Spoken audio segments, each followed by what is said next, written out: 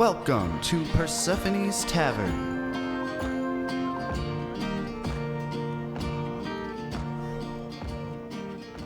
There. Welcome back to Ivila. I am your humble DM, Trevor Trench. Joined as always, we have Hayden Poindexter, Galil Ormander, Austin Boyette, Elara Viraleth, Nick Lloyd, Yuriael Gloomraven, and Andrew Goebel. Azamir Ashford. I don't know. I couldn't think of anything that's something to say. Ashford. Welcome back to the tavern, everyone. It's good to be back, Trevor. Thank you, Andrew. Thank you. Thank you for always making me feel like there's another person in the room. I mean, you're welcome. I mean, it's only me. I play all the characters. I thought so. I was beginning to wonder. You do a really great job on these voices. Thanks, me. Well, I guess we're going to jump back into a recap. For the audience, they got all their talking out of their system before. We recorded it, spliced it in. This is the edited version.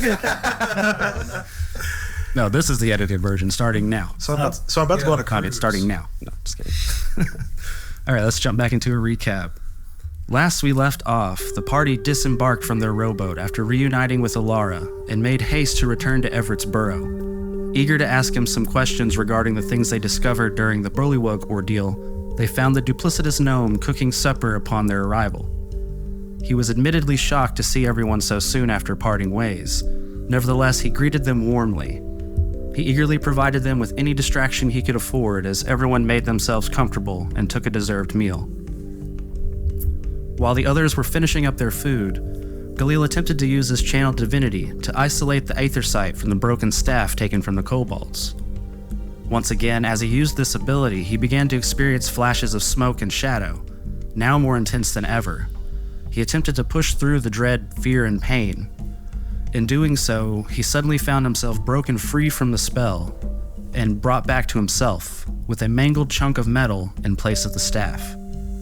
Galil was now more certain than ever that there was a distinction between the aethersight in his armor and shackles and the aethersight found in the broken staff. With these thoughts heavy on his mind, Galil went off to bed. As the night wound down and Yuriael slowly drank himself into inebriated slumber, Elara and Azamir made a point to stay awake in order to casually approach Everett and ask him some questions. In the form of an interview for his academy studies, Azamir and Elara uncovered the truth about the gnome. Once a citizen of Bahamut's Spine, Everett revealed he was once employed by a woman named Vera Thatchright, who led an underworld faction based beneath the Opal Claw Manor. He was given an immoral assignment to aid a dubious wizard named monstrous in his horrifying research, and in the end chose to defy the wizard. He chose to abandon his contract with Vera and flee into the mountain where he stayed, in exile and hiding from what he assumed would be his certain doom.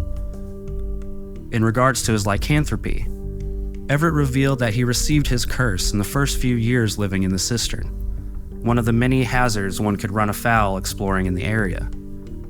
Though he had learned to control his transformations over the years, his fear of losing control was one of the main reasons he chose to stay in the cistern for so long.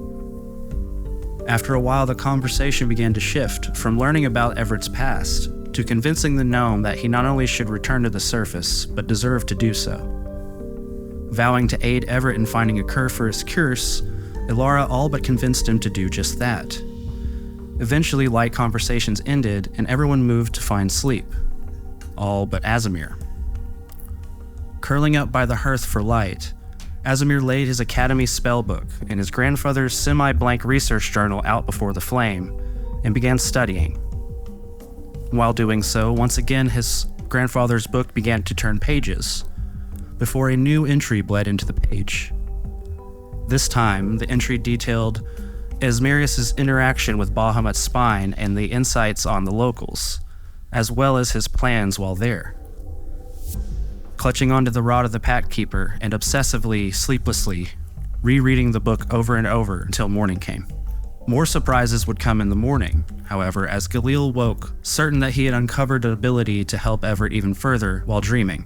Through divine magics that could only be described as miraculous, Galil cast a spell that purged Everett of his lycanthropic curse, curing him forever of the burden he carried.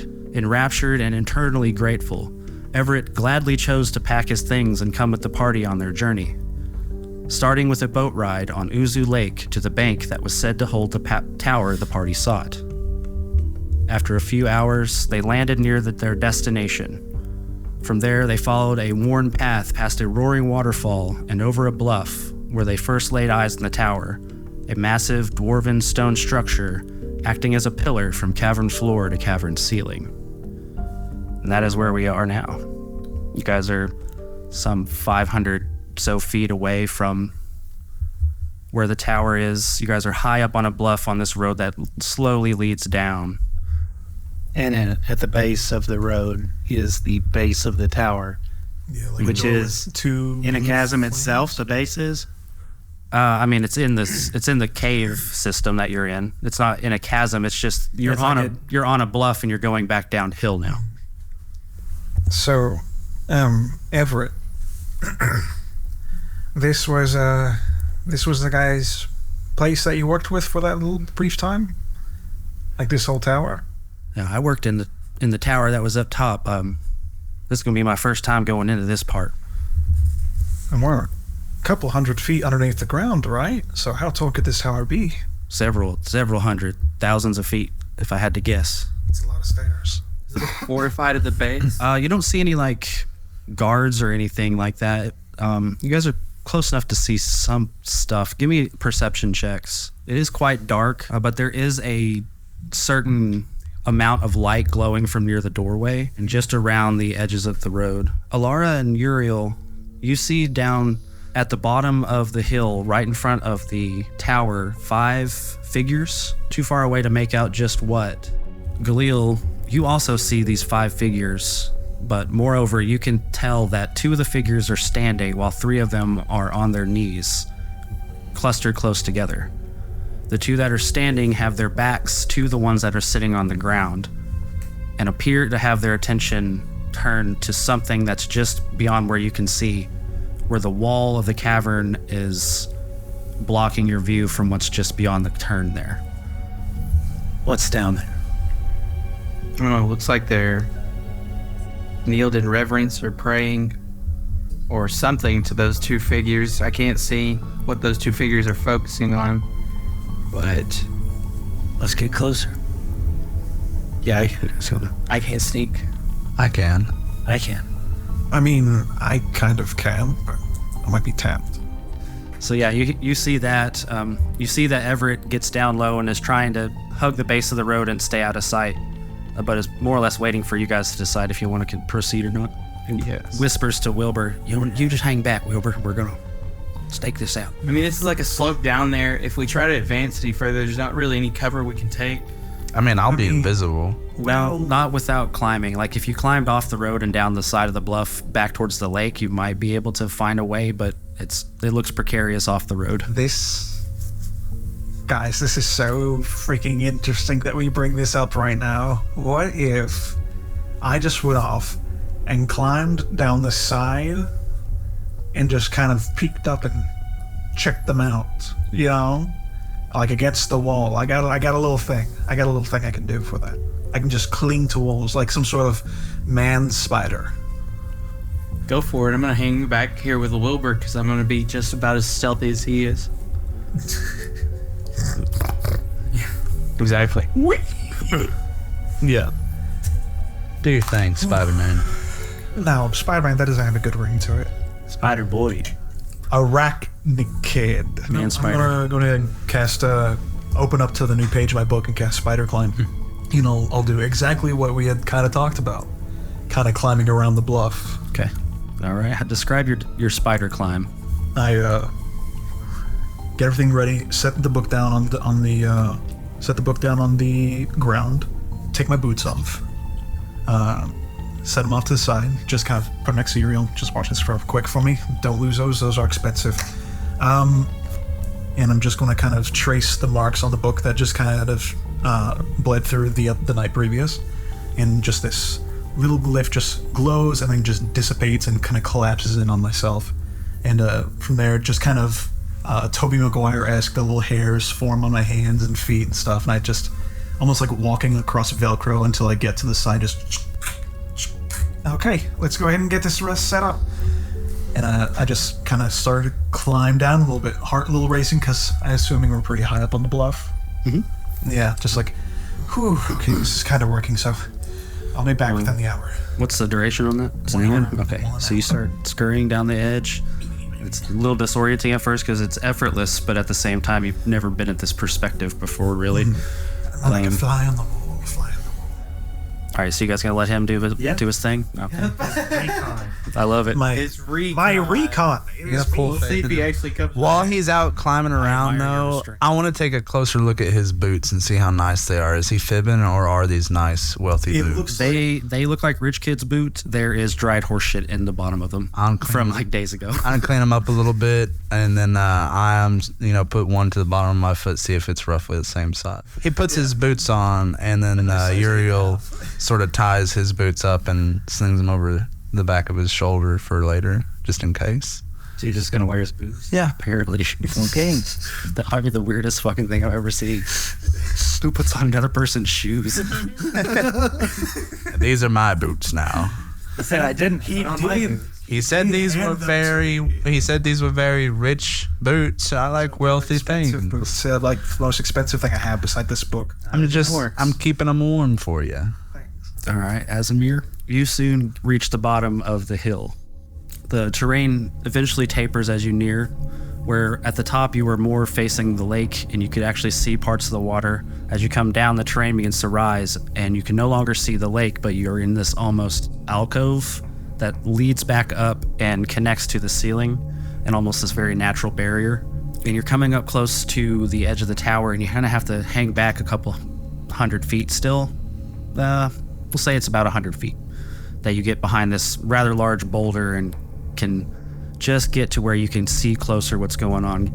Okay, so from this vantage point, you're able to tell just what Galil had determined, that there are 5 figures. 3 of them are kneeling down, but the backlighting situation, you can't tell what their state is, only that they're in a low posture while the 2 people in front are looking beyond. As you're watching on, wondering what's going on, they don't seem to be giving any attention to the 3 behind them, but they're looking further ahead, and you can see just beyond those 2 standing there that there's a large cavern opening that continues down through another passage. And from that opening, you see this very eerie, glowing haze kind of emanating and pulsing slowly in that direction. Okay. Dank shit down here. As you're noticing that glow, and you see that their eyes are fixed on this passage, you begin to see a figure shrouded in some sort of old, worn, ratty cloth that completely envelops its form, but you see this thing is easily 12 feet tall and is hunching over to maybe be about 8 feet tall. And it is slowly shambling like this giant mound of dirty laundry towards these 2 figures who seem to be waiting for it anticipatorily. That's what you see currently. Yeah, let me try to get closer. Real close. Let me pretend to be one of the kneeling people. So if you leave the cover of your rock to the left, you'll be heading straight into the road. If you leave to the right, you'll be skirting along that natural barrier that will eventually connect to the side of the tower. Looks like there's not really cover, but there's more shadow in that direction. You could just try again from that spot too and see what you glean from there. How far is it from the side of the tower? Probably 30 feet, like just where the edge of it is. This is a massive structure. It's pretty close. Probably 100-foot radius. Well, maybe not quite that big. It's very large, so the curve of the structure almost provides its own amount of cover. You're able to tell just barely from the slightest amount of shadow that the 3 people that are kneeling have their hands bound behind their backs. Okay, so this is a prison exchange or something. And as you're just like, I cannot see. No, it's too dark. You begin to hear a voice as this figure approaches, somewhat looming over the 2 figures standing there. You hear this raspy, whispery voice come out of this form. Where is the boy? The figure shouts, I know he came with them to Bahamut's line. I can sense it. And you hear just a normal man's voice that sounds familiar, but you can't quite place it. He says, we lost him. He's probably dead by now. And then you hear a woman's voice say, but we brought the others. surely we can. And then suddenly you hear her voice is muffled as you see a shadowy, long, lanky arm flash out of the cloak and grab the woman, presumably by the throat. You just see her form begin to lift up in the air from your vantage point, choking on her own breath. Yeah, Asmir's edging a panic attack. And then you hear this raspy voice again say, Infernal blood will occupy me for now. Take them away. and then still clasping this woman by the throat, the figure slowly begins to turn and begins walking towards the haze into the passage beyond. You hear this woman begin to scream, getting out of a raspy voice, "Please, we did what you asked. Please, no!" As it just echoes away into the distance. So, just a moment later, the other guy who's been left there with these three captives turns and begins to escort the three into the tower, where you quickly lose sight of them as the door slides shut with a clasp. It's just me down here again. And then it's just you. It's dead silent here. You maybe hear still the faintest cries of distress from that woman beyond, but it's just echoing so distantly. Okay, I think I gotta take a shit now. Okay. Whew, back to the others. I'm just going to, back up. I'm not trying to jump back on the road and head back. I'm just going to try to climb my way back around. The way you came? Yeah, the way I came. So about 5 minutes passed when you see Asimir come up over the crest where he's climbed back down, looking white as a ghost. Oh, guys, shit is, hitting the wagon wheel right now. So I don't know how to explain it. Do I have, like, minor illusion or something? Just see if I can maybe minor illusion, like, what I saw on my palm a little bit. It's like, okay, so, for everyone to see. So, there was this big guy. It was a little hard to see. It just kind of looks like a big mound of black shadow from what I saw from my perception. There was this big guy, these other three guys. Some guys sounded kind of familiar. I couldn't necessarily put a dime on it, though. The big guy took the woman, probably killed the woman, ate the woman, said something like, infernal blood will cure my hunger, or some shit like that. But I think they're looking for our little man. I think they're looking for a little guy. We must kill this person. To eat? Yeah, probably, I don't know. I mean, what is a 12-foot tall lumbering laundryman? I know it's not laundry. No, that's how I described him. 12-foot tall laundry man eat. What do they do? I don't know. I shit my pants on the way back over here. Where are my boots? Oh. Asimir, you look down, he's wearing your boots quite clearly. May I have my boots back? Yes, I wasn't sure if you would make it back or not. I was. Oh, I'd take his boots off. I cleaned them for you. There was horse shit on it. Horse shit. Probably from the horses. I make a big deal about putting my boots back on. They are nice boots, though. They're very comfortable. Thank you. What kind of material is that? Leather. I could have swore it was horse shit. He said that Yuriael's boots are just as caked up.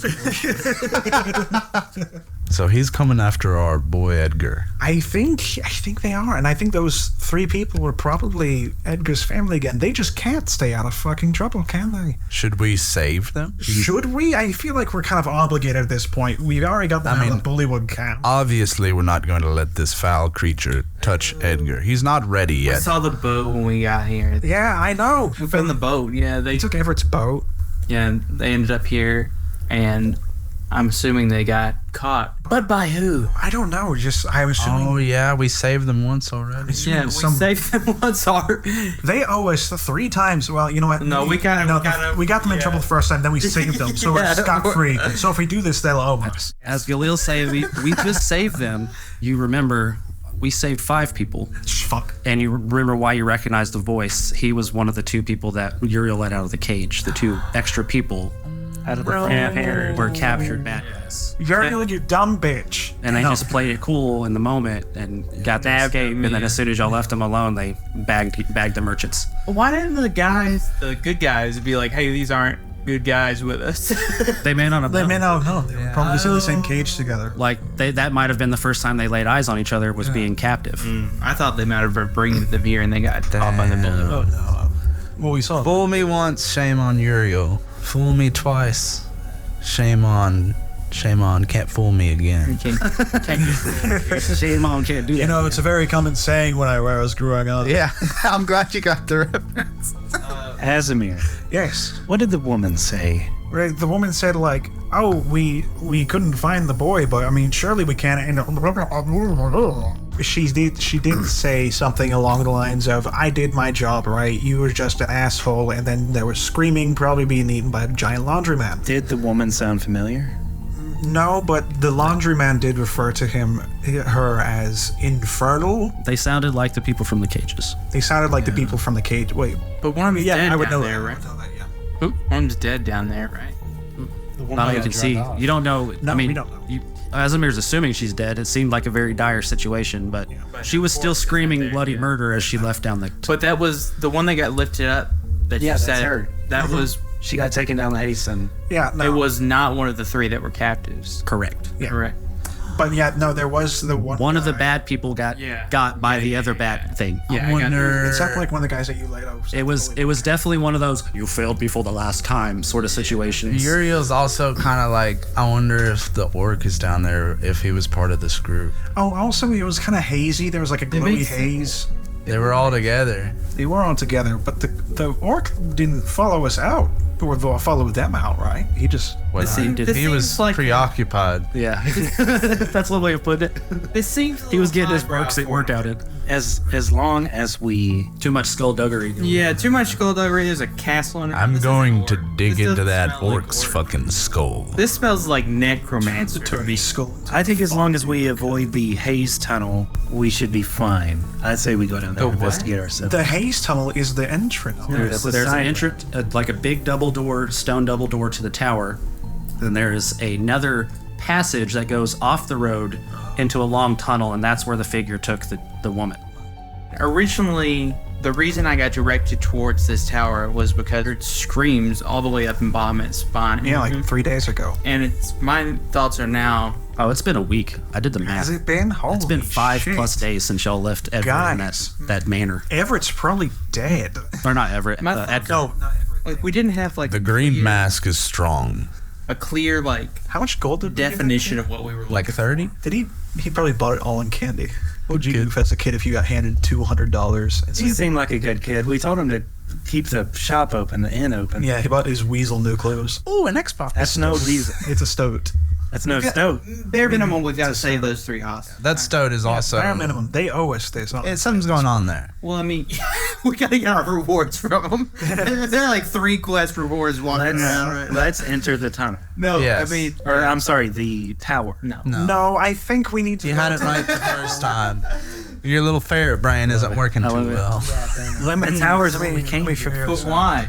because you heard the screaming from the tower. We had the screaming of the But tower, doesn't but this we seem know. dire? Like Yeah. the reason to approach a scream is to help it, and these 3 obviously need help. We saw that gigantic thing. Laura, I don't think you know this. Yeah. We're heroes. And they want to kill Edgar. The man took them into the tower. This The merchant people went in the tower. Yeah. The laundryman and the screaming woman went down the tunnel. So the people you're trying to rescue went in the tower, but now there's this new thing that's like, what's down the hole? I say we go down the hole. Yuriael would say, let's go down the hole. That's par for the course. my priority right now. We worked our ass off trying to get those people free, and now they're back into harm's way. I'm not gonna let that go by. I'm a fucking pussy, okay? I need to go fucking figure this shit out real quick. Like, I need to probably change right now. Is Everett with us right now? He's right on us. Like with us.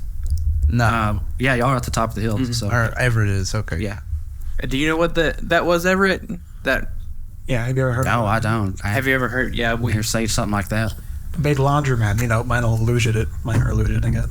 Big laundromat. I had a Hold it in his face. I had a lab up top, and I was helping an evil wizard, but I mean, he wasn't some creature. He was still flesh and bone like the rest of us. He was just a man. I don't know what it is that Azamir saw down there. Oh no. Is this a lich? Let's go down there. Good thing we we're can 6 decide level. which way to go. Yeah, let's kill her. Well, I think the people that went into the tower are most greatly in danger Oh, of whatever absolutely. went down this tunnel. Like, I don't think there's anything in the tower that's gonna get a. I think it's the thing in the tunnel. So They're I getting have prepared to be eaten by the thing in the tunnel. They might want your side stuff right now. Oh, yeah. About Edward. Edgar. Torture means alive. Yeah. Well, let's go save him. I have an idea. What? Galil? Oh my god, what's your name? Elara. I kept wanting to say Ivala. That's the world. That's the world. That's just silly. I'm bad with names today. Galil and Clara. Elara Viraleth. That's it. Elara. You get that? Like, Elara. That's it. Galil and Elara. How about you guys go into the tower?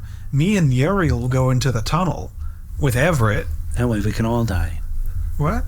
I think we should stick together. The only threat down the tunnel is a bad guy getting killed by an even badder guy. Mm-hmm. I think in the tower there are innocents that are bound up. Innocents that we've saved from danger who are in a greater danger. The tower is what brought us down here in the first place. The tower is not what brought us down here in the first place. It's Edgar's family. The need to help someone is what brought us down here in the first place, friend. So I agree with you. But you're wrong. I agree with you, but not for that. We both agree we should go with the tower, just for different reasons. We're talking about Edgar's family, this child that we kind of brought into our wing the past week that we're traveling. That's where we're going to the tower to get us. Yeah. But they're not in the tower. They are in the tower. Yeah, let's go to a fucking tunnel later. Probably just some save sort of, And why would he need infernal blood? He's probably saying like, "Oh, you'll satiate me for now." So he eats people? Probably. I don't know. He probably eats children too. You guys are only speculating until you go in the hole. Yeah. Let's go into the tower. Then let's go into the hole. The longer we talk, the longer or the more likely Y'all are standing in front of the tower by now. Okay, this conversation. Yeah, and now that you guys can see in its full glory this very large 20-foot radius passage that snakes down into this eerie light. Search for tracks and evidence of the behemoth. You see drag marks, like where presumably its cloak was dragging behind it. You see drag marks and odd-looking footprints. Very There's slender feet with what looks to be 2 claws in the front and a 3rd claw coming off the back of the heel. And it looks like it's a bipedal creature of some kind. Odd drag marks. The feet are large. They're much bigger than a medium-sized humanoid would have. 2 claws in the front, 1 on the back. Strange. With your 12, you can't even really place what kind of creature. It almost looks bird-like, but you're not for sure. Strange. Well, how are we getting into this tower? Well, let's knock. There's a big old door. I don't have the knock spell. Yeah, try to push the door open. It's a heavy. Gently. Or give me a strength check. Oh, yeah. Give me a strength check, anyways. 18. 18. Okay, easily done. Are you trying to do it quietly? Yes, I'm just trying to ease it open. Yeah, like the opening gates in Bloodborne. Yeah, you try, but there's really not much for it. As you push, there is a bit of a squeak, and then there's a bit of an echoous timbre as the doors separate. And there's just a boom, boom sound as it starts to drag open. I mean, relatively silent. You know, you didn't bang on it with your hammer or anything, but it was as quiet as a door that size could open. And you walk into a very large open chamber here that looks to be the base of the entire tower. You see this large circular room lined with stone, enormous sized bricks in place for the structure. Carvings, you see old dwarven heraldry everywhere, crumbled up statues. This is a place that's been abandoned to a lot of time. In the center of the room, you see a very... what sort of light sources are you guys bringing in here? Then I don't need one. Light on my hammer. Yeah. Okay. Nothing in this case. So very little light in here, but just off the edge of your hammer light, you can see a circle that is carved into the ground and adorned with numerous arcane sigils on it. Just beyond that, you see a small plinth with a stone tablet on it of some kind. It's too far away to make out details of it, but it's got this rectangular sort of tablet on top of this dais, and it's just on the other side of the circle. And beyond that, you do see a faint glow coming from a single odd-shaped crystal sitting on a pylon on the far end of the room. Just beyond that pylon, you see, because of the faint glow, just a little bit of light highlighting a archway that is crumbled with debris and seems impassable. You also see to your left a doorway that leads into some other chamber. You're not sure. It's a somewhat large door, but it seems to be made of wood. And then on the right side is almost mirrored to that is another doorway. What can you tell about the stonework, the history of this building? It was made in 18. Yeah, it was obviously dwarven. Yeah, without even rolling, It's- Galil, you can tell this was built back in before your time. The before, the before. This is definitely a dwarven mine. What grabs my attention is this altar.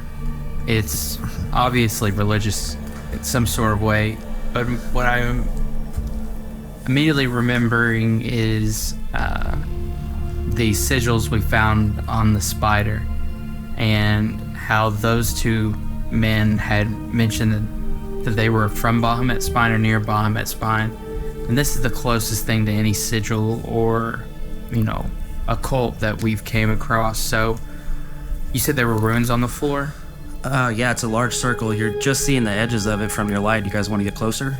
Yeah, I want to take a look and see if they have any, resemblance to the sort of like blasphemous symbols we saw earlier. Okay. Weren't they like They were parodies of the yeah. religious symbols? Yes. Yeah, who's heading up first? I guess Galil with the light. I'll follow right behind. You see, I don't know how this involves me. as you get closer, you quickly realize that they're not religious symbols on the floor. These are definitely arcane symbols, modern arcane symbols. Don't touch them. They'll explode. We should break them. Azamir, you recognize this pretty quickly to be some sort of teleportation circle. And Galil, you two are just looking around, and you see, now that you're closer, you can see that there are, matching the pylon in the back with the crystal, there are 3 other pylons evenly spaced along the back side of the wall that do not have crystals.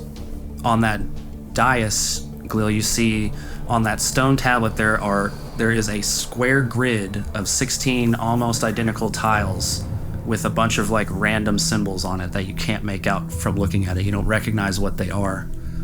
You're just kind of taking all this in. Andreas, you're coming to the realization that this is a teleportation circle. Everett comes up behind you and says, oh, hell. That's like one we used to use up top. I can guarantee you whoever's up in that tower's put this down here. Does it lead to the top? It should, if we can figure out how to work it. It looks like it's missing its power stones, though. Is there any other way to get to the top that we can see? From in here, I don't know. I mean, take a look around. Just like I said, that's the first time in this room. Tell me, this is interesting. How much time do you think we have here? Because, you guys look around. I'm just going to do something real quick. Can I just get a little quick sketch of the circle itself in my book? I'll just make a little sketch of the circle. Give me a sleight of hand check. Or just dex if you don't have it. It's 18. Either way. Okay. Yep, you do a pretty good scrawling. I see there's a room off to the side. Maybe we could check over there and see if the power sources are in there. I'll go with you. Yeah. I head to that room that was to the left, you said? Over to the left? Yeah. Okay, so you head to the left door and you give it a pull, and the little ring handle on it pushes open quite easily. It's not locked. And you open it up to find a old common house, it looks like. You see, and you recognize instantly, being a dwarf, that these are dwarven stone beds that line the walls. And you see a large section of the ceiling is missing, seemingly collapsed, and it's piled up in rubble, covering up some of the beds below. You see these carved effigies that depict miners and heraldry from an old mining operations that you remember from your youth, known as the Lone Diggers. So you're looking around this extremely dark room, nothing but light emanating from your hammer, and just out of the corner of your eye, you see a flickering glow that looks like the crystal in the other chamber, and you see that there is a stone that looks just like that one, laying on one of the dwarven beds. Perfect. I'll go approach it and try to grab it and bring it back to the other room. Oh, so you You also see another door in that room too. Really now? That leads further beyond. I want to go check it out. Yeah. I'll follow behind. You're gonna check out what? The door beyond. While Galil goes back into the other room. Yes. Pass. You don't say anything as you'll pass. Just like, excuse me, coming through. I got one. I got one. Oh, that's very Oh, is there more than one? I'm sorry. It looked like there were two missing. So Yeah, so there was. Hopefully the other one's not under the rubble. we can probably fix that somewhere, right, Galil? Yeah, it looks like there are two. Or were they Like over the slots, doorways or something? Yeah. In the middle room, there are three pylons in the back. Yeah, so I go to the one closest to me to the left, and Try to put it back on there. yeah, I get Everett to come over and see if he knows how to install it. Or Yeah, you hand it to him, and he says, "Oh, I was real simple. You just he kind of holds it up over it, and you see like this tendril of magic like reach up and like wrap around the bottom of the crystal, and it's almost magnetic as it pulls it into place, and there's just this light hum. That's cool. And you see as it does that, some of the runes on the little plinth begin to glow. interesting. As we get to the other door, Yuriael and I, Is it readily open? is it closed? It's close. Is there light coming from beyond it? Mm. I want to put my ears in and see what I hear. Give me a perception check. I was about to say, These if they came through and used the teleportation circle, who stayed behind to mess up these crystals?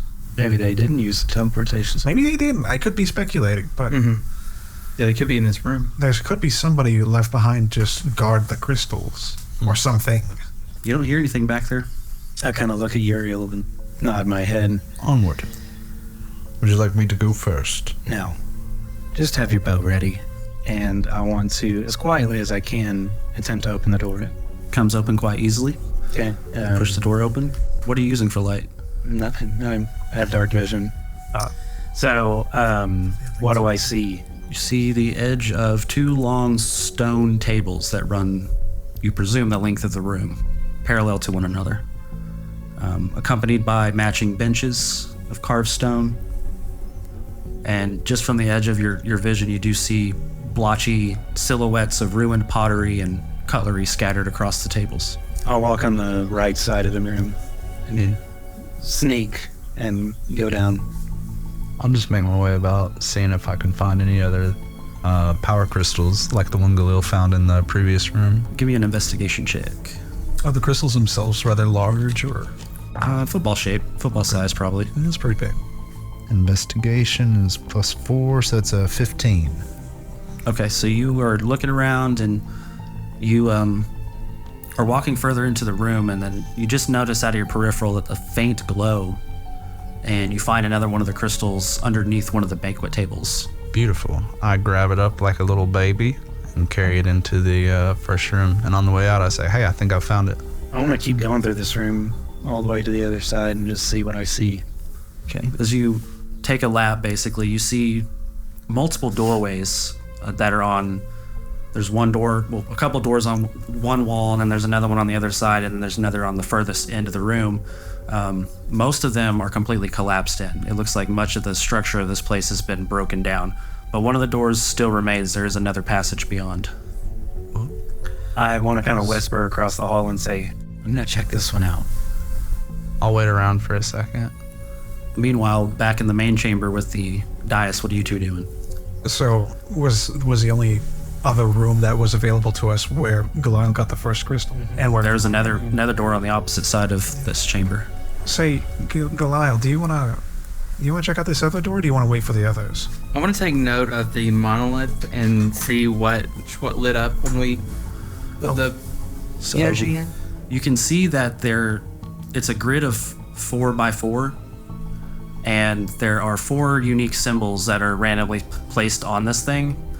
And it looks like that 2 of the symbols, every one of those symbols is lit up, that match that dais, basically. So at this point, half the symbols are lit up, and half of them are not. Okay. This is more of a powered teleportation circle where it uses essentially arcane as a battery, whereas a spelled teleportation circle uses the energy of oneself. It's very interesting. I find it strange that they can store that much arcane energy into a physical stone. No, sure. I used to do it all the time back in the day. I mean, it takes weeks to condense the mana into a form like this, but That's a higher class. you got a proper enough system or enough money to buy the resources, you could power devices like this indefinitely. Yeah, imagine what we could do if we had Aether Sight powering this shit. I feel like probably in the Feywild, this technology probably wasn't around because the place is just so magical. You can draw from everything around you. And More so, yeah. People using arcane devices are a little bit more rare. Although I will say there was a few in the Astralarium that were used. Yeah. So, I mean, I feel like we would have known, but these crystals aren't Aether Sight, are they? not that you can tell. No, it's very interesting. Perplexing experience. I got about another 2 semesters before I get into that kind of stuff where I'm at. But yeah, it's interesting. all right. So I would like to head to Consent. the other room, let's say. which other room? So yeah, The one already on the know. cross where we're... Asmir begins heading off towards that other door. You can kind of see him in the back. Your peripheral kind of heading that way. Yeah, I'm waiting around for you to open this door just in case something scary pops out. So I'm just like holding the crystal, peeking my head behind him or behind her. I'll go to the door and do the same thing. See if there's light coming from beyond it. There is a faint glow coming from beneath the door. I'll gently place my large elven ear onto the door and see what I can hear. Your large, Give me another perception check. large World of Warcraftian elf ear. These haven't rolled I over kicked 10s. the other large elven ear. to 16. open the door. 16. You hear heavy breathing and the rattle of chains. What do your elven ears I hear? kind of wave you over. I look for a good place to set the crystal down. Do that, and then I come over and like, yeah. It immediately rolls off the table and shatters. Just kidding. Just Shatters and explodes. So I kind of like have you put your ear to the door as well.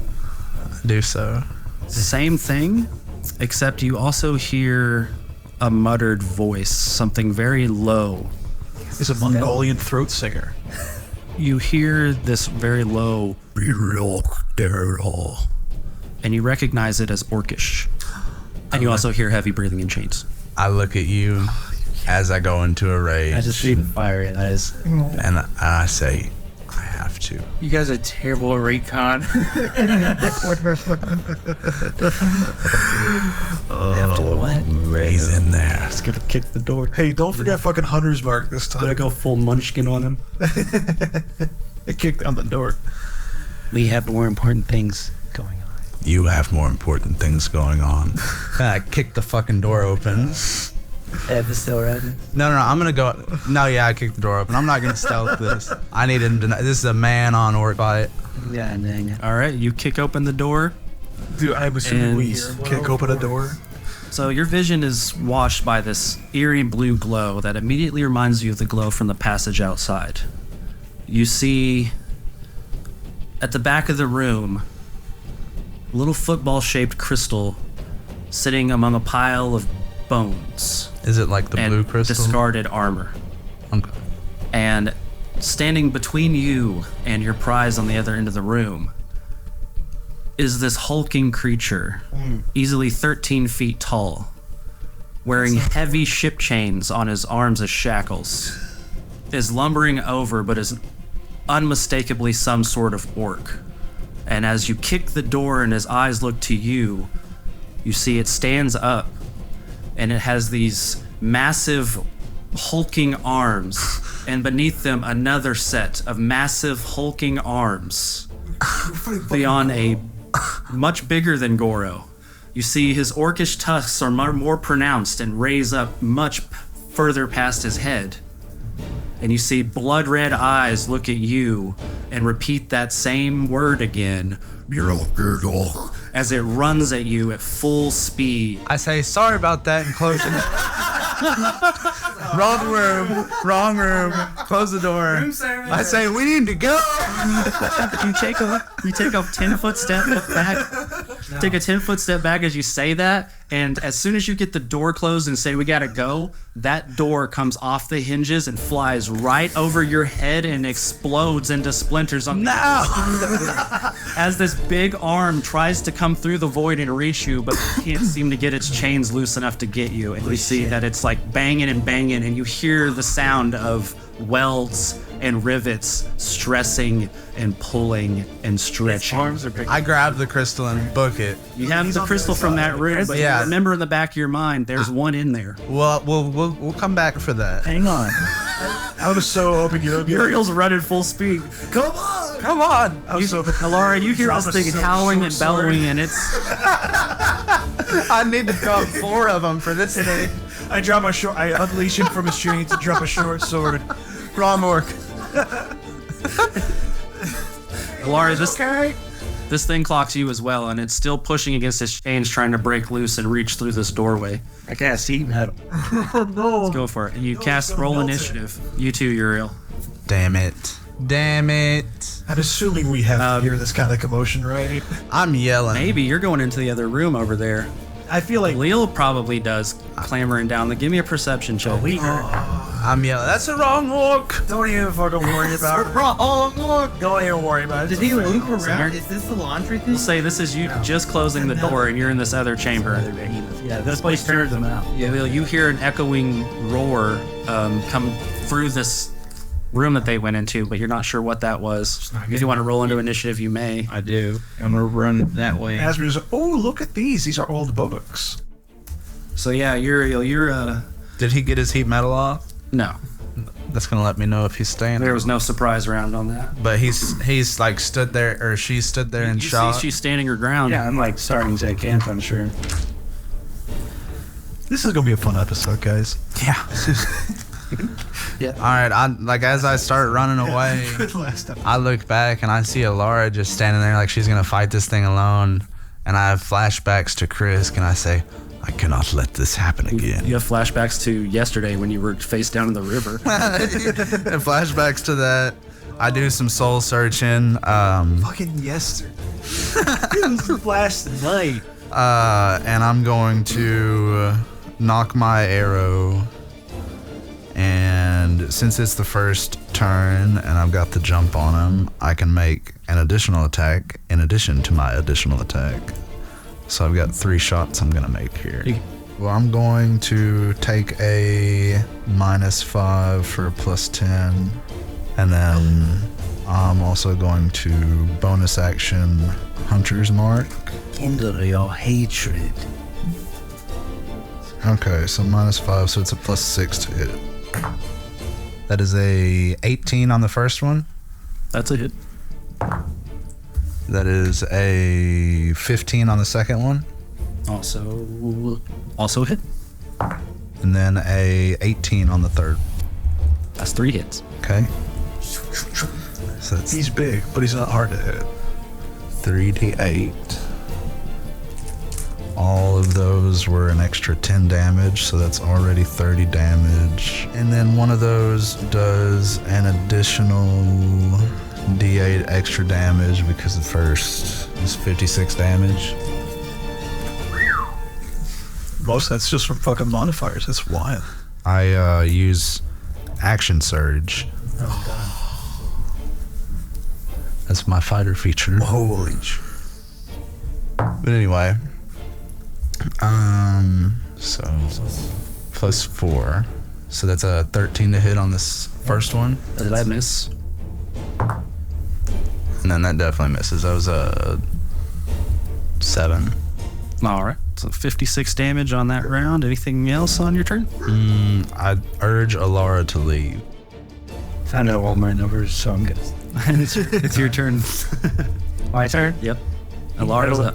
Level 3. All right. Con save. Hope not. Heat. It's a matter of dropping. Yeah, Constitution saving throw. Well, it's gonna do the damage, but Yeah. That's a fail. Whoa. so it's 3d8. So it's chains are now glowing red hot, which will probably affect if it hits us with them. I can use a bonus action to cause the damage again. It must make a con save or drop it if it can. So con is just it dropping. Oh, yeah. It can't do. It's just If it doesn't drop the object, it has disadvantage on attack rolls and ability checks until the start of my next turn. So that's good. I rolled a 2, a 1, and a 2. So 5 fire damage. I'll back up a little bit. Yeah, it's hard to even... His chains start glowing red hot, and you can hear the sound of his wrist start burning. Man, talk about a wake and bake, am I right? And then that's going to bring you to Galil in the next room, or the next room, who through two chambers can hear this bellowing sound. How far away in feet? Probably 60 feet from you. Just based off the sound, you're not sure. Okay, I'll move 25 feet in that direction. See what I see. And you see the open door on the other end of the room, and then you can just kind of see Elara channeling a spell on the far end of that next chamber. I'll dash 25 more feet to try to get to her.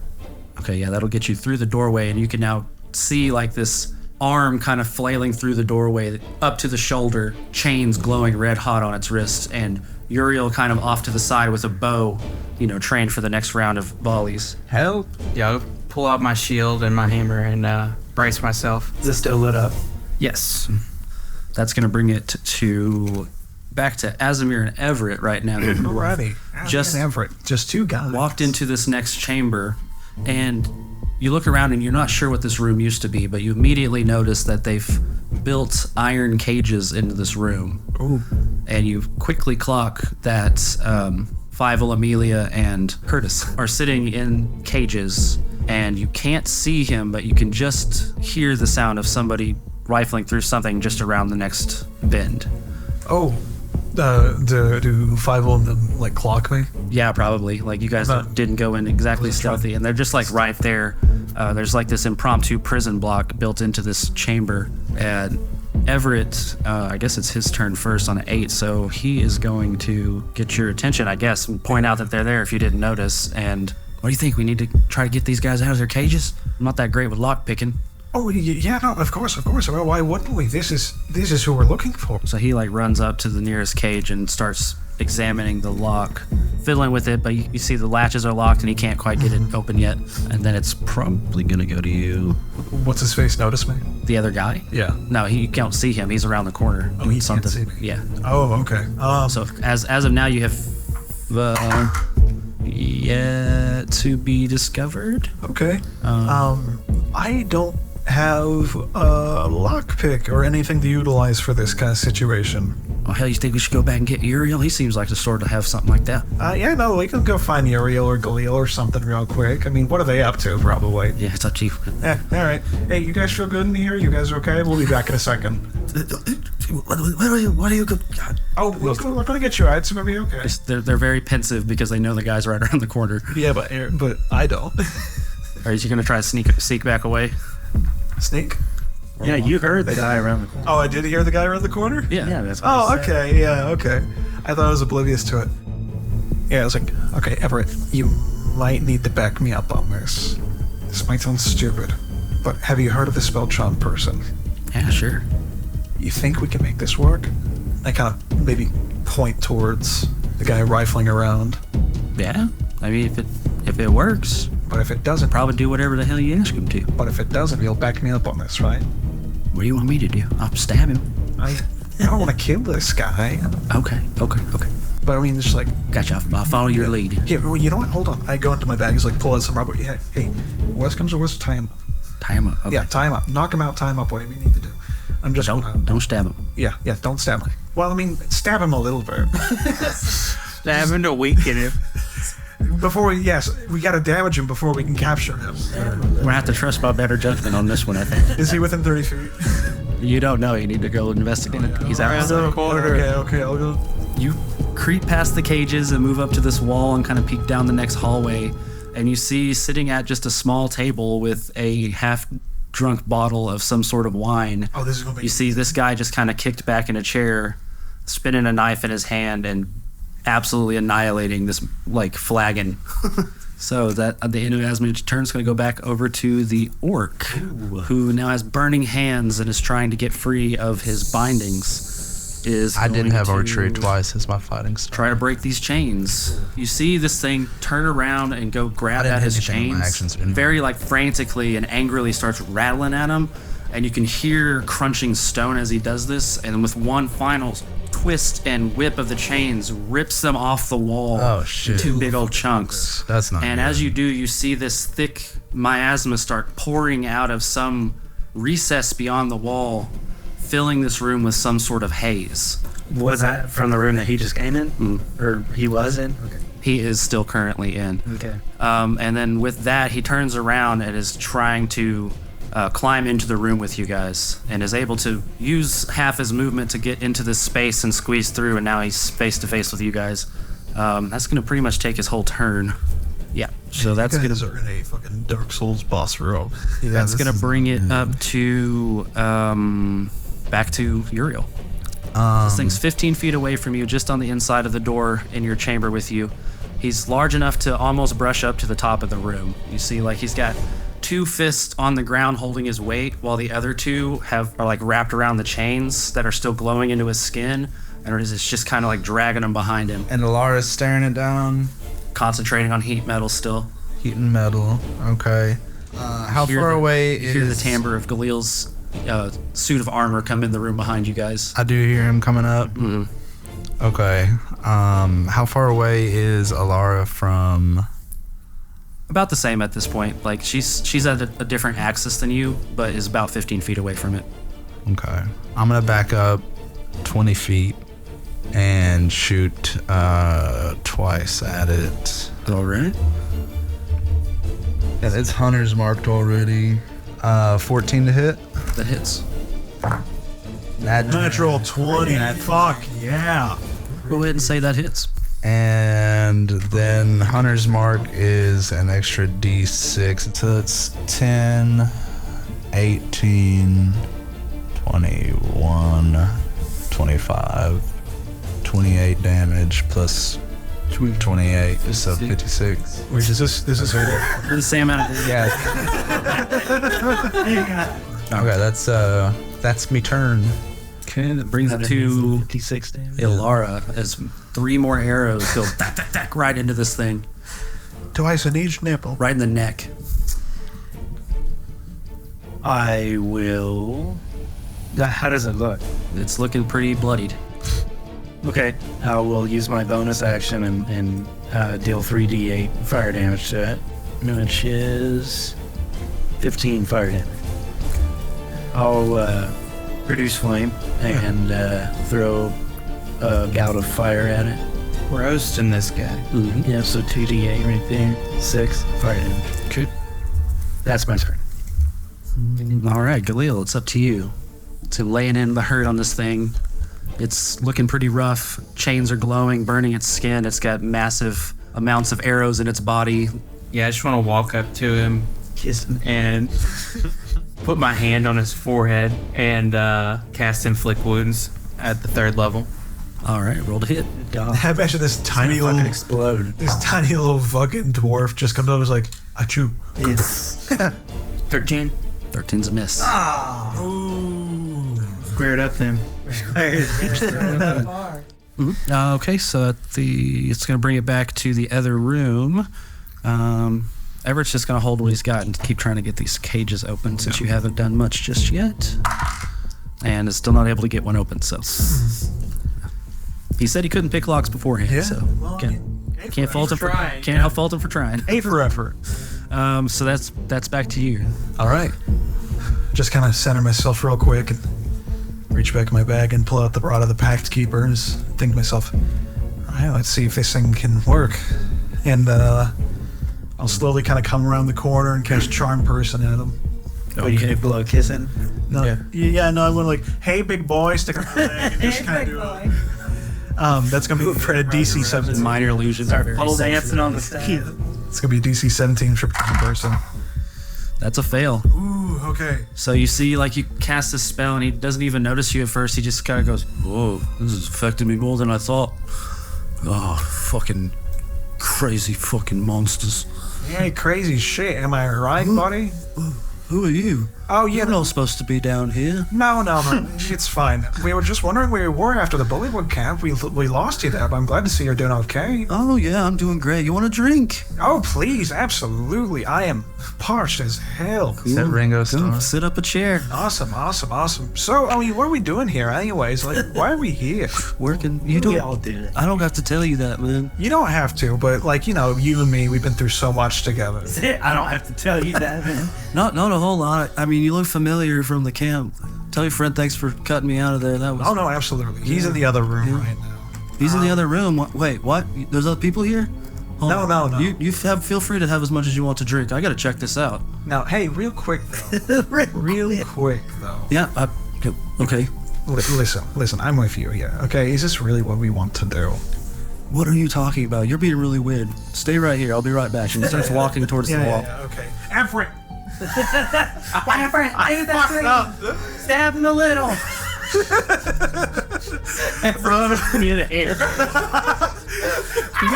You suddenly hear the cage start rattling and him go, why won't this hang open? Hey, what was your name? My name's Dart. Dart. Dart. Sorry, Dart. I'm a little drunk. No, it's fine, Dart. It's fine. No, but you're good. Hey, tell you what, are you hungry? I have like these little things I've been calling Slimmy Jimmies. No, I'm not hungry. I need to go find out. You said there's other people here. That can't be. We have other people like down the cave. That's what I meant. Down the cave. Yeah, we were just coming up with the Bullywood camp. We were trying to find you guys, but you guys just kind of dipped out of nowhere. We kind of spread out. He's got like this very confused look on his face. Listen, I get it. You've sit down. You've had a lot to drink. Let me just kind of guide you through this. Listen, as long as I know you're okay, does it kind of like look him up and down? Does he have any keys or anything like? Okay, so beyond all reason, you've got him so flustered that you're like, just sit down, and he just kind of like nods into it and sits back down in his chair. Yeah, no, you're all good, buddy. It's all good. Listen, yeah, I'll you see, he's got a key ring on his, like it's on his satchel bag. I'll leave you alone. It's all good. Does it seem like attached pretty well, affixed pretty well to himself? I can't like probably made. Yeah, like it's ringed around the strap. Damn. Okay. Tell me, bud. Can I borrow the keys? Can I borrow those keys real quick?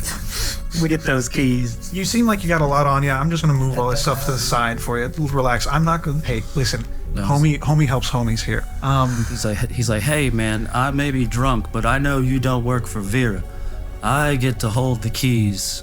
That's what they told me. Oh, you're working for Vera too. Okay, cool. No, he sent me down here to help you. I'm a new recruit. It's okay. I'm here. I'm doing the training, organization thing. He asked me to hold the keys for you. Don't let her hear you refer to her as a dude. Roll a persuasion check. You fool. He's canceling it down. Oh, wow. Well, it's just the kind of energy she has, She's like one of the bros, You've got this dude so wrapped around your finger. Let's jump back over to the other room. It is the orc's turn, who is looking absolutely haggard. He's been attacked multiple times as he's tried to free himself, and in doing so is now looking around at what he can attack. He's probably going to attack you then. Yeah. Oh. No, you was trying to heal him. Didn't you see the energy? He's got disadvantage, though. I hold on my shield and try to hold him back. Uriael lives to see another day. I didn't attacks. mind his friend. It's like a double fist with both sets of arms. So it's just like boom, boom. Bravest man to hear. Yeah, you're a very dangerous man. That's a 19 on the first one with disadvantage. Nope. What? Really? Yeah, your shield. Only a 11 on the other one, so both miss. So you're just like bink, bink off your shield. It kind of like slides you back 5 feet, and you waddle back into place. Yeah, he's gonna stay put there and just roar. We both get fucked up our attack rounds, ogre. Okay, that's round. Goes back to Yuriael. Yeah, I going to attack it twice again. I rolled 18s back to back. So 2 22s to hit is 46 damage. 46? 46, yeah. Holy shit. Okay, so it looks like 7 arrows was just enough.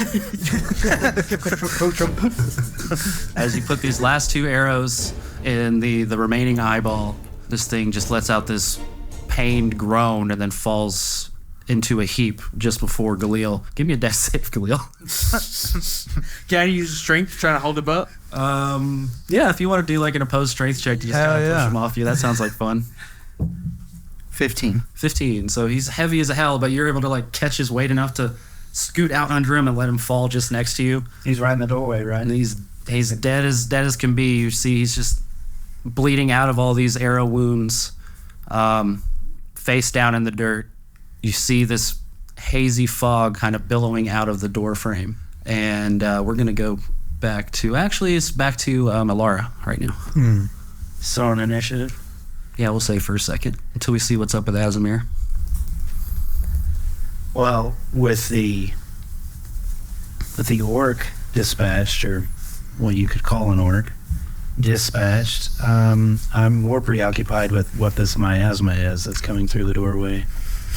I'll break concentration on heat metal. Sounds like a stove getting turned off. Yeah. Click, click, click, click. Burning. On, Can smell the orc. it's the sound of the metal slowly contracting. It kind of clicks and pops. Where exactly is this fog coming out? The whole room, or It looks like it's coming out of the area where he ripped his chains out of the wall. That there was something back there affixed to these chains that was ruptured when he broke it So from. now it's permeated the whole room. And then the room is filled with this light, foggy stuff that's kind of seeping out of the room. I would say, like, if you get within 10 feet of the, or 10 to 5 feet in front of the doorway, that's when you're going to start breathing this stuff in, and it's spreading a little bit by a little bit every minute, or every second even. I will cast Face Tap. I will use Face Tap. Is it a spell or ability? It's an ability. It's an ability, yeah. It's a bonus action, so I'll, could I get to the stone within 30 feet? I'll run up to the door as much as I need to. Before touching the miasma? Yeah, is it possible? It's still further than that. Okay. That would get you about halfway from the edge of the miasma to the crystal. The face step would. There's a miasma. Yeah. Well, you ripped the chains off. I'll run into it. Run into it. As much as I can, 30 feet Just hold your breath. from where I Count was. to 10. So about 15 feet into it.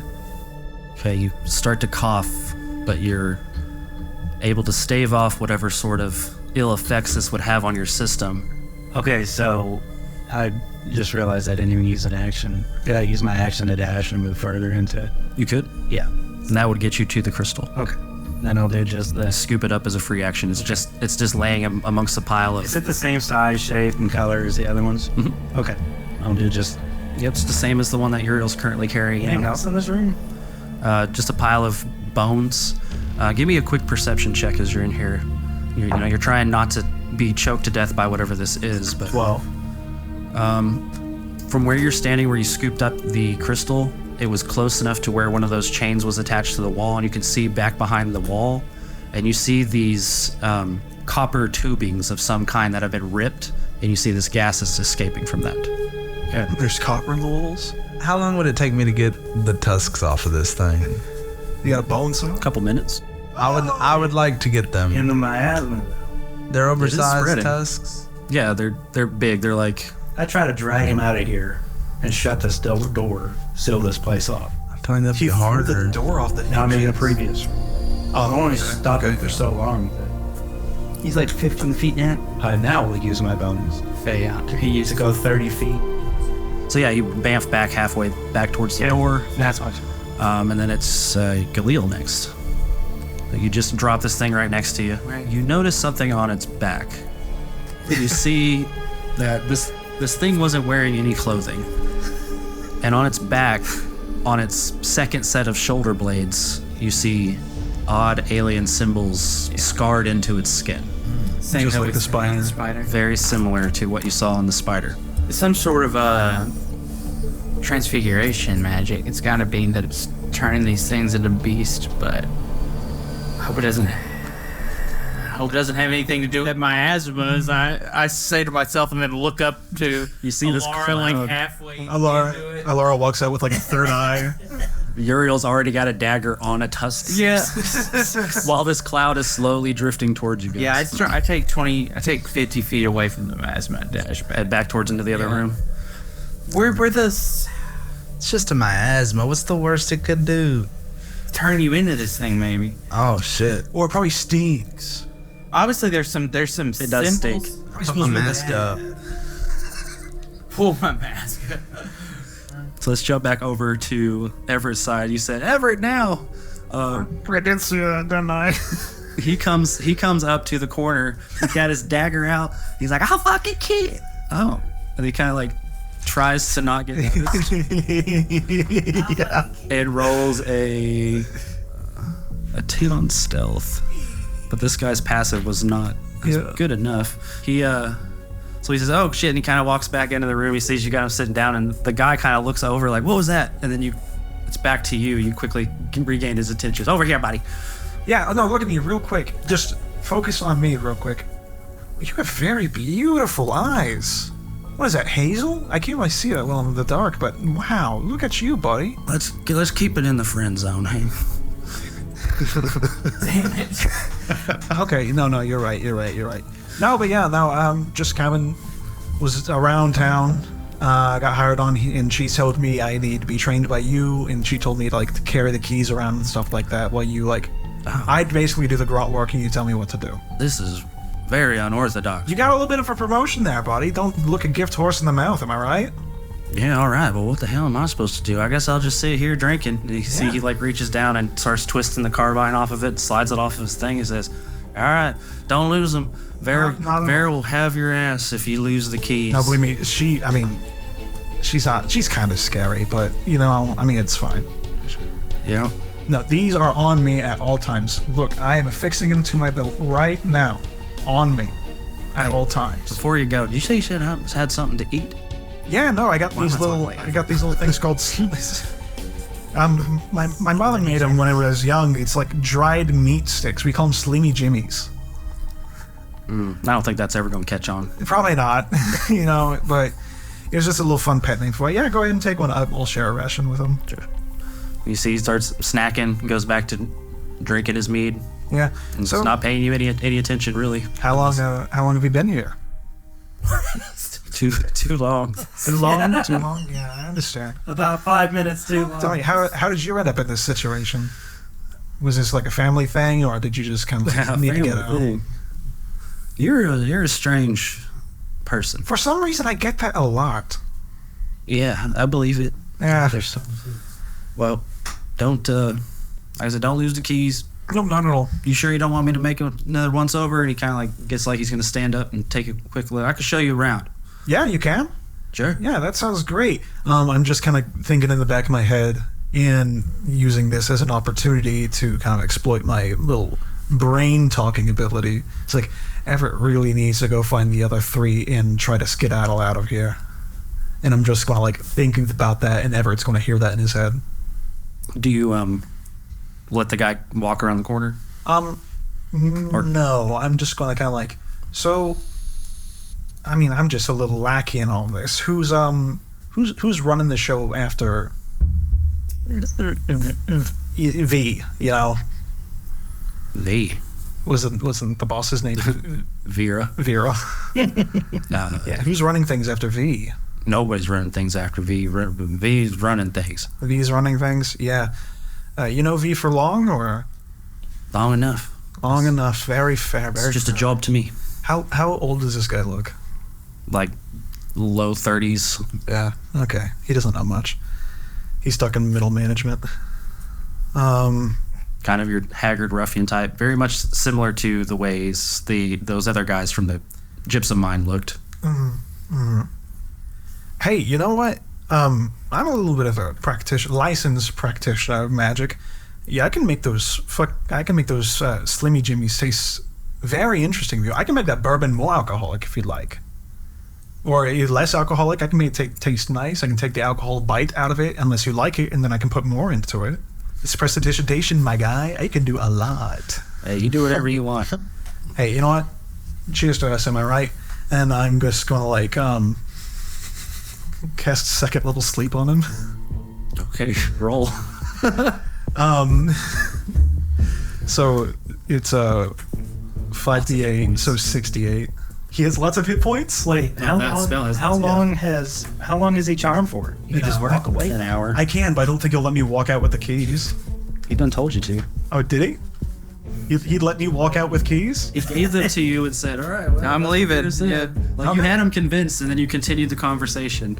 Now he's only growing more suspicious. Well, now he's going to 2d8 sleep. for every spell slot. Oh, it's an additional 2d8? Yeah, so 78. All right, roll it. 25. It's not quite enough. You see, he starts getting all groggy again, but then shakes it back off. He says, he looks back at you, kind of realizes he was fading out for a second. And he says, you know what that means, right? Oh, whoa, what's up? Is everything okay? Time for another drink. And he pours himself another cup. Time for another drink. All right. Well, you go ahead and sit around here. I'll go ahead and do a perimeter watch real quick. Do you need anything while I'm out? I'm getting a flag if I have fire wand. Another flight. If you find more wine, I'm always down for more wine. Yeah, absolutely. I'll be Not right a whole back. lot to do down here. I'll be right back. And I'll go ahead and walk out. Is Everett still in the room, or do you- I will say you notice beyond him there is another door at the end of this hallway. Is there? Mhm. All right. I'll go ahead and, if Everett's not still here, I'm also going to exit the room. So you head back into the main chamber, Yeah, and I want to go follow where I knew. start heading they back were. across. So you come into that room with Everett In a about the same time that Galil is walking back out, backing away from the miasma. Oh, Galil, thank goodness. Yuriael, you're trying to saw off these horns. Yes. So Very much I would like them. I want to turn them into like shoulder guards for a cape later. it's very admirable. But for now, you got to break them. So give me a strength check. Damn. Yeah, I'm not very good at strength, but I shall try. You can make an attack roll with your sword if you think that's better. I don't want to hurt them. 3. 3. So you start trying to pull on him and break him free of its lower jaw, and it's held fast. Give me a con save I'm better at combat. as you start taking in this smoke. Start breathing in miasma and you grow a third nipple. 14. Okay, you're good for now. All right, so Elara, you are still in this miasma. Dash. Dash, you get Yep. back out of that room, and you can use your dash to get to the edge of that room out of the miasma proper. I'll do that. You'll be peeking through the doorway. And Okay. that's back to Galil. You can see Azamir and Everett come in the door behind you. Okay. Hey, sorry, it's your And we could probably break initiative now. Other than Yuriael just has to keep trying to make con saves to get these horns. I'm going to give it one last attempt. Galil, thank goodness you're here. Where are the others? I need some help. We got some company. And I point towards the other door. I said they're dealing with the company we had on this side, and I You guys had company?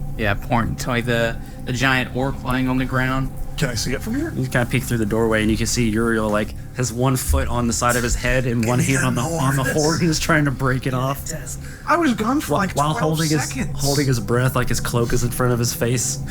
Things move quickly. I was gone for 12 seconds. What the hell did you guys do?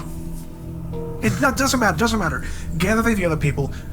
I got Felix or whatever the fuck his name is in the other room. They're locked up. I got the keys. The guard's very nice. Like, really cool guy. Just don't let him know you're here. What the hell happened on your side? Oh, don't worry about it. Just come on. It's like 12 seconds. Yuriael, Yeah, give me no. another check, please. I just shared a drink with him and did a little bit of it. And you know what? We're friends now. At least for another 42 minutes. 10. 10. You hear a crack. What's that mean? That means you haven't broken it off yet, but it's probably getting weaker. Okay. Was that a Constitution save? No, that was your strength. Oh, okay. To break the I'm sorry. I thought that was my con save. Instead of So that was probably even lower then. yeah, it would have been like a 6. No crack then. Yeah. No crack. I was gonna say, instead of doing this, knowing that there's the miasma coming, I want to instead enchant my blade with magic weapon and try and just lop its head off and bring its head with me. That's an idea. That's a spell slot. Interesting. Yeah. Make an attack roll. Smooth like butter. Just like your brain. Just like the skin of a shark. I swear to God, So Sharks are smooth, man. that's gonna be 6 damage. Not enough to cleave its head off. You put a big gash in the back of its neck, but that's about all you're able to get. How do you get the roll for out? Now you get to roll for Constitution. You're not leaving without this fucking thing, are you? I really will. Something. I might not leave.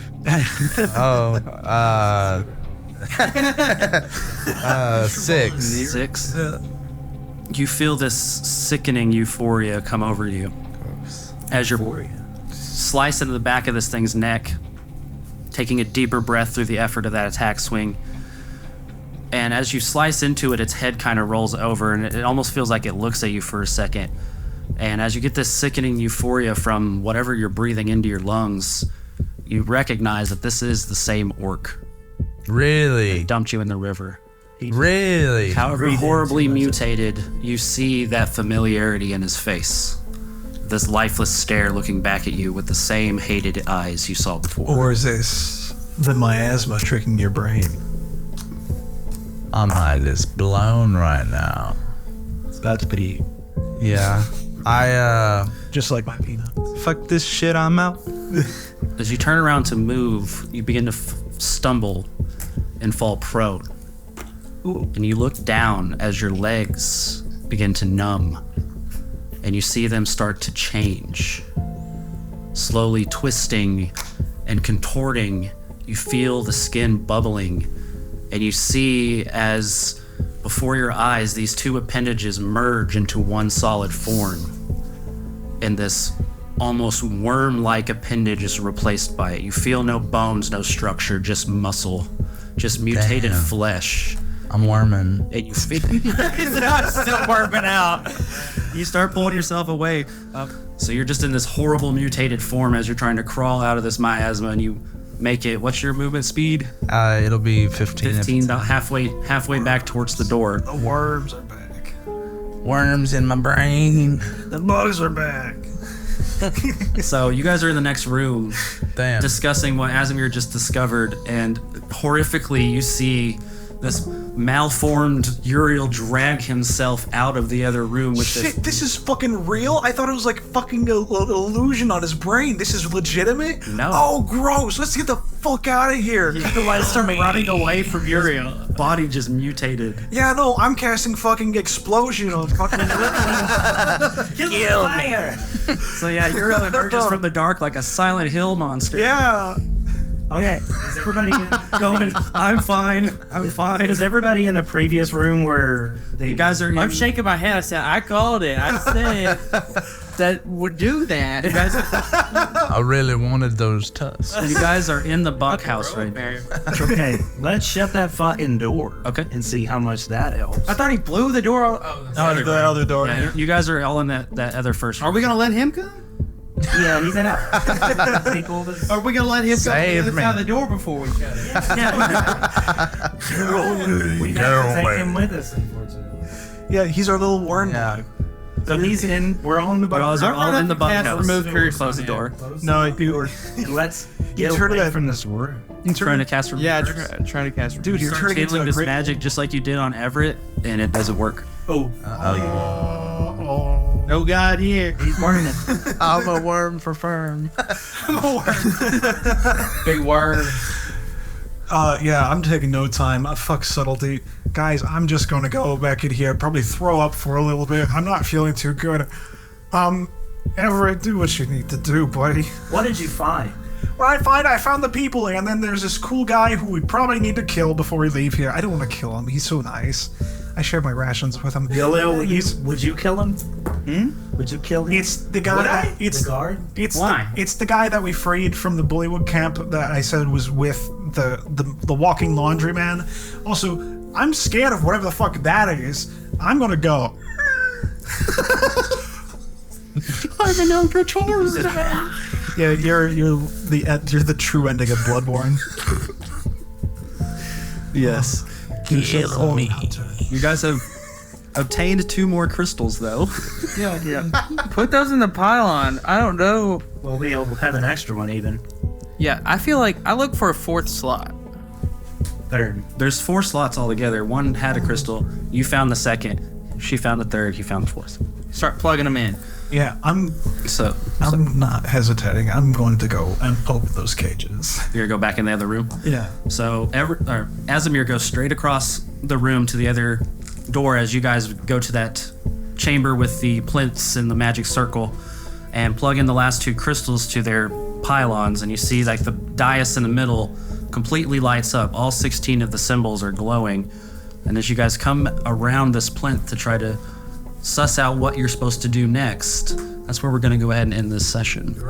Damn. Uriel. I'm a ghost worm now. Burn boy, Yeah. trophy hunter. I don't need to worry. No. Hashtag. I was worried about it. I just thought, I didn't think it would turn me into a worm. I thought I'd maybe die or something. Get my life before. I don't know if that spell went off correctly. Are you just is it just a from the worm. waist down, or You know What it what? looks like. you're like a little noggin? I'm gonna ask my girlfriend if she'll still love me if I'm a worm. Shit. I need some character art for this. If my fan half art. was just a gross tentacle monster, would you still love me? Wait, did you give him his boots back? Yeah. Yeah, I did. He got his boots. My boots are simulated with your legs. It didn't polymorph any clothing. Like his pants would have like ripped and disintegrated in the I process.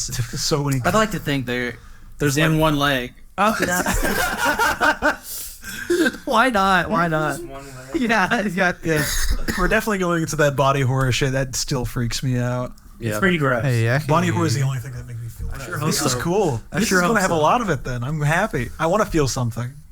That was fun. I like the way that's been working. Like a out. worm. I didn't expect that to happen exactly, but I'm glad it happened. Yeah. You're good. Yeah. You're good. You got close. you're going to Okay, Boomhauer. Oh shit. You better be lucky you saved all those cabros. Yeah.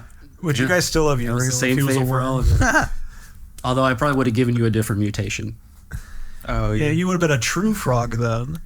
Turn him into a frog. A real frog. Well, thanks everyone for listening. It was another fun episode. Was Yeah. it? No, it was. Find us on Spotify, Patreon, YouTube. Tune in next YouTube. time. Next time. Thank you. Until next time, I've been Azimir Ashford. Bye. Bye-bye. Good night, New York.